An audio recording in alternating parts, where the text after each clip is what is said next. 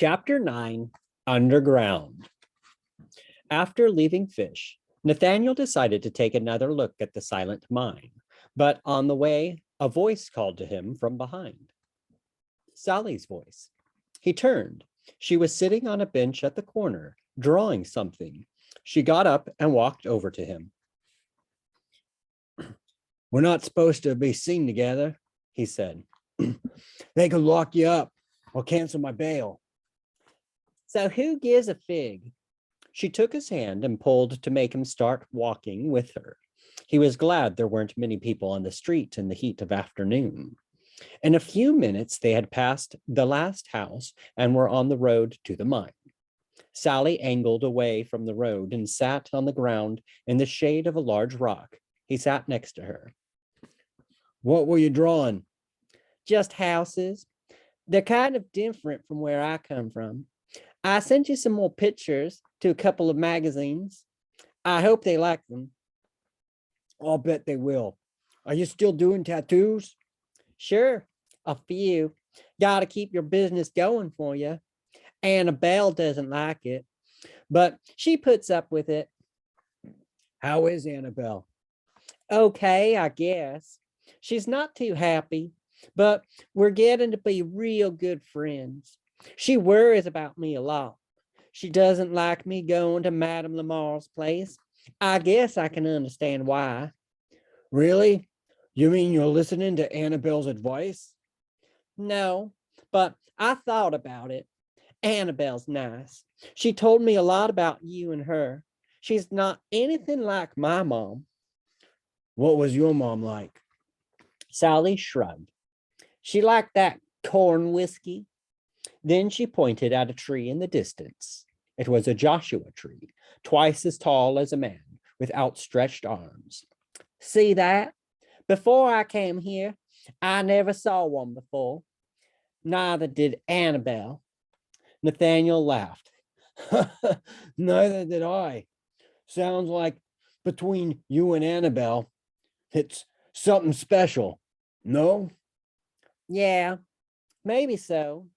She fell silent, staring into space, then abruptly flipped open her sketchbook and turned to a page in the middle. "Here's a picture of Annabelle I drew yesterday. She said she liked it, but I'm not sure if she really does." Nathaniel took the sketch and turned it right side up. "She's as beautiful as ever, but she looks sad. Sally, you said she's not happy. Do you know why?" She shook her head.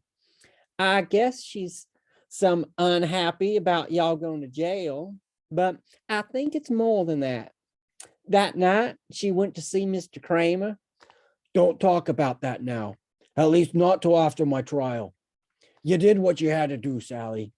She took the sketch back. "She surely is beautiful." "If I somehow get out of going to prison, I'd like to keep that." She nodded. "I'll save it for you." Suddenly, she got to her feet and turned away. "I better go now. We doesn't be seen together." And she walked away, back toward town. Nathaniel scratched his head. He could almost have sworn he had seen tears on her cheeks. Still at loose ends, he debated whether to continue his walk or to head back to his room to wait for supper. His mind was made up by the approach of another acquaintance. It was Collins again. "Out for a walk?" Collins asked. "Yeah, it might be my last." Collins gave a forced laugh and slapped him on the shoulder. "Not a bit of it. Cheer up, friend. I'm sure you'll be all right. The whole town's pulling for you. Say, have you ever been down in the mine?" "Down in it? You mean underground?" "No, and not sure I'd want to either." Collins took him by the arm. "Come with me, Mr. Strange. If you're going to be investing in mines, you ought to know something about them. I'm on my way to a quick inspection, and I wouldn't mind some company. Come on, it's an adventure." Nathaniel felt he'd already had enough adventures recently, but he could find no reason to refuse. He and Collins hiked uphill at a fast pace toward the mine. I thought it shut down on Sundays. It is, Collins replied. That's why I'm doing this today. There won't be a lot of men getting in the way or any blasting going on. Best time to take a look. Don't worry, though. There'll be some men at the elevator. One or two will go down with us in case we need help. I'm not sure I like the sound of that. Help with what? Collins merely laughed. When they reached the mine, there were half a dozen men loafing around the elevator in the shaft ahead. One of them, apparently the supervisor, waved to Collins and pulled open the door to the cage. Any problems? Collins asked. The man spoke with an Italian accent. Might there be a misfire down on level 3? Tunnel 6, I'm not sure. I'll take a look. Collins and Nathaniel got into the cage. The supervisor motioned to two of the miners to get on with them. Collins handed Nathaniel a miner's cap. Better put this on. Light it when we get down there. He'll see better. He and the miners had similar headgear. Nathaniel checked the little carbide lamp attached to the front. Collins also had a bullseye lantern. The cage gave a shriek and rattle and started downward. Nathaniel immediately regretted having come this far. No lights down there? Collins was grinning. He seemed somehow more cheerful now that he was in his element. We've got electric lights on the upper gallery, but not down below yet. Give us time, but don't worry, you can see plenty good. The cage rattled, banged, squealed, and shook. It seemed an uncommonly long time to go down 3 levels. At last, the cage stopped with a jerk. Collins slid open the gate. Nathaniel stared ahead into pitch darkness. A match flared and Collins lit his lantern, then showed Nathaniel how to start his carbide lamp. It made a faint hissing sound. Nathaniel was relieved to discover the brightness of its light. Come on, Collins said. He started off down the tunnel ahead. Nathaniel followed, the 2 miners taking up the rear. The air was warm down here, hotter than the surface, but not anything like the sweat lodge. They proceeded down the tunnel, Collins looking at everything, sometimes tapping on a wooden beam with a small hammer he carried. Ah! Nathaniel let out a yell as something brushed past his ankle. Collins turned to look back. Watch your head, Mr. Strange. Don't want to knock in on one of them beams. What was that? Nathaniel croaked. It was furry. Just a mine rat. We leave 'em be down here. The miners think if they ever see the rats leaving of a sudden, it means there's poison gas or maybe a cave-in coming. I don't know if that's true or not, but like I say, we leave the rats be. Well, that's reassuring. Nathaniel tried to pay attention to what he was looking at. There were crystals scattered throughout the tunnel walls. As the light shifted, they reflected a rainbow of colors, changing in hue as he walked past them. He was still feeling some effects of the cactus he'd chewed the night before. The walls of earth fascinated him. They were a constant play between light and darkness, color and clearness. His sense of time and space seemed distorted. Collins turned a corner and stopped short. Better wait here, all 3 of you. If I need help, I'll call out. He strode quickly up the side tunnel. What's going on? Nathaniel asked the 2 miners. Checking for a misfire, the older of the 2 said. The night crew set off 6 charges. The super said he wasn't sure all of them went off. Blasting charges. I guess you mean dynamite. What's wrong? So what if one of the charges didn't fire? The miner gave a shrug and gazed up the tunnel. Happens sometimes. What's bad is if the next crew comes on and don't know about it. I was in a shaft once up in Colorado where that happened. Man swung a pick, hit the charge, blew himself to hell. Almost took the tunnel down with them. Nathaniel shuddered. His mouth went suddenly dry. Oh, I see. He looked with some anxiety at the roof. It occurred to him he was standing beneath the earth, 100 feet or so underground. He could imagine the entire weight of the rock and dirt over his head, ready to crush him at any moment, held back only by the strength of wooden beams. He wanted to get out of this place. He turned to stare at the miner and wondered how the man could be so calm. How could these men return to this hole day after day, hour after hour, without going mad? Collins came back, still carrying his lantern. Fire in the hole, he announced in a level voice. I set a new fuse. Better get around the corner. The miners moved back at once. Collins and Nathaniel followed. Cover your ears, Collins said. Nathaniel barely got his hands to his head when there was a flash and a thundering roar.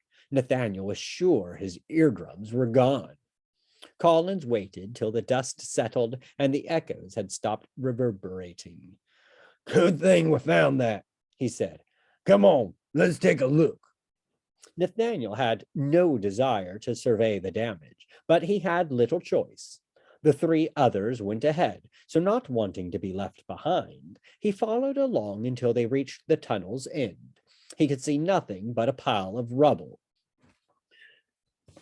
We need to get this shored up first thing in the morning, Collins said, stooping to pick up something from the rock pile. He blew off some dust, then showed it to Nathaniel. It was crystal. See the yellow in that? If there's much more, the owners are going to be happy. Come on, let's get out of here. The miners headed back down the tunnel. Collins held back a moment to whisper in Nathaniel's ear. These are good men, all right, but you have to watch they don't stop picking up loose oil. Even the best of us may be tempted. They're both wobblies. Nathaniel wasn't sure what their membership in the IWW had to do with anything, but neither was he curious enough to ask. He did, however, ask, Why did you need them to come along with us? Collins shrugged. In case of accident, I'd want at least 2 strong fellows to carry me out.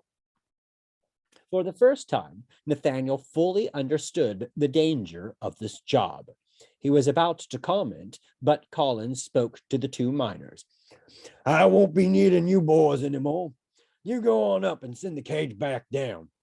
There's one more test I want to try before I go up. The miners went on ahead toward the elevator. What now? Collins waited until they could hear the elevator starting up.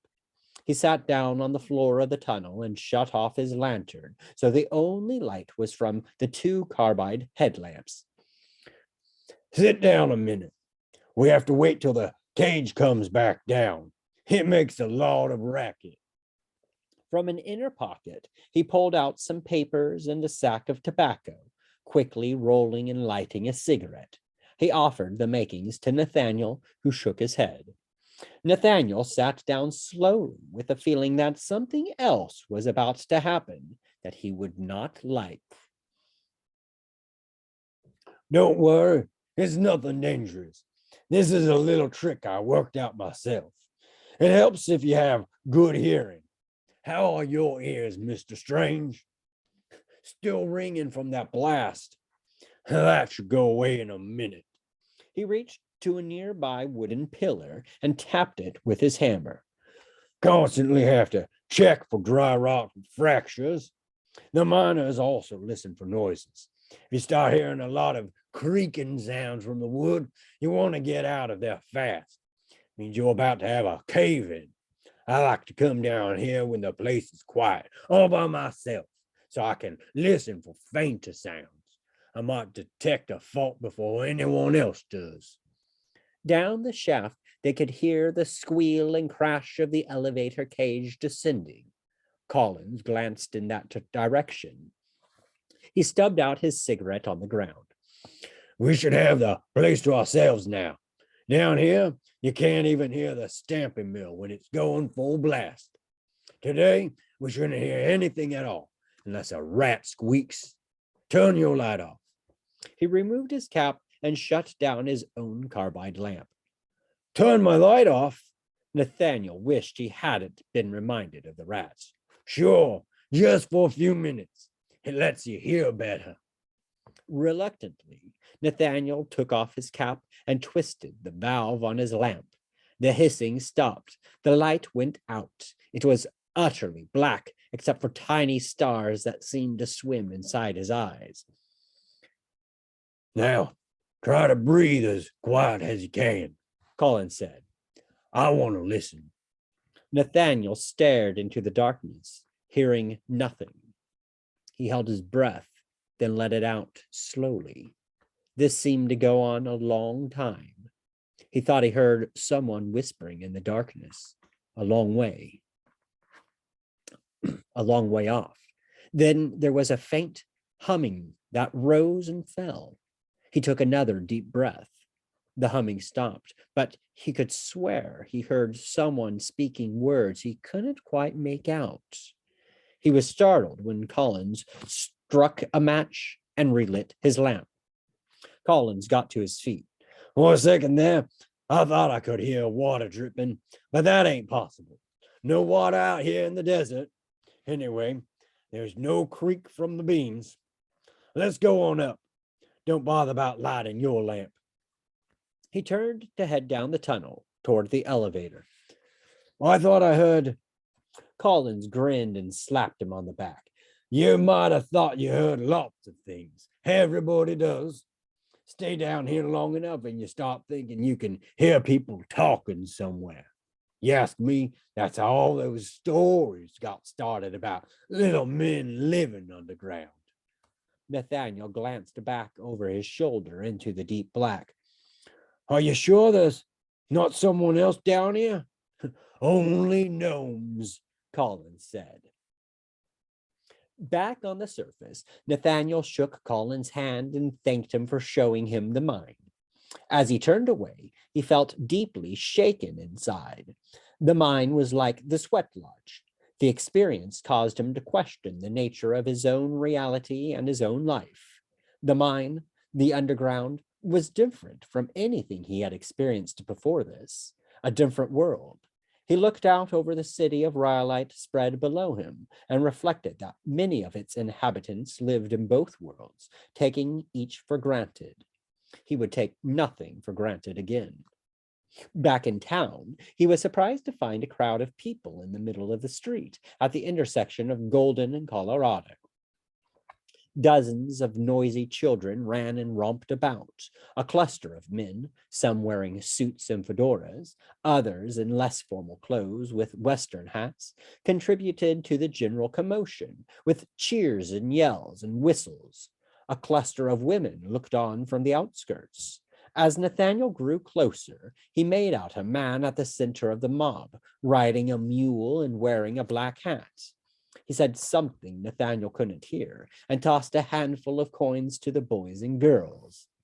Nathaniel approached a matronly lady who was shaking her head and smiling at the same time. What's going on, ma'am? Somebody being lynched? Oh, not a bit of it, she said, still grinning. That there's Death Valley Scotty on his mule Slim. He just got into town. He always throws money at the kids and stands drinks for the gents. I guess my man will be coming home drunk tonight, but at least he won't be broke. I've heard of Mr. Scott. Struck it rich, did he? She gave him a quick elbow poke in the ribs. They say he found a trunk full of Spanish doubloons out in the desert. Anyway, he's one of the nicest fellows they is. Well, I hope somebody says that about me someday. I mean, that I'm nice. He thought a moment. They probably won't, though. He moved off, making his way around the crowd, heading for Madame Lamar's establishment.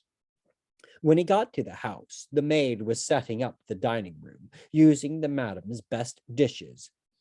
Expecting company? He asked. Just then, Madame Lamar herself appeared. Special company. she said. Not that you're not special. Mr. Scott comes by here once a month or so. He always tells some good stories. Mustn't believe them, though. Death Valley Scotty? I saw him downtown. Is he a friend of yours? Oh, Scotty has lots of friends. I'm one of them. She hurried off, busy with dinner preparations. Nathaniel went to his basement room, washed up, and took a nap in the afternoon heat. When he went back to the parlor, he found Madame Lamar entertaining Mr. Scott. She introduced him, and Scotty rose to shake hands. Indeed, a pleasure, sir, Scotty said. I done heard about your troubles with the law. I sure hope it blows over fast. Thank you. Up close, the man seemed to fulfill his idea of a hard-living prospector, a mule skinner, but he seemed to effuse warmth and general happiness. Nathaniel remembered what was said about his standing drinks. He was a little surprised the man was not drunk. I knew that fellow, Kramer, Scotty said. Oh, how so?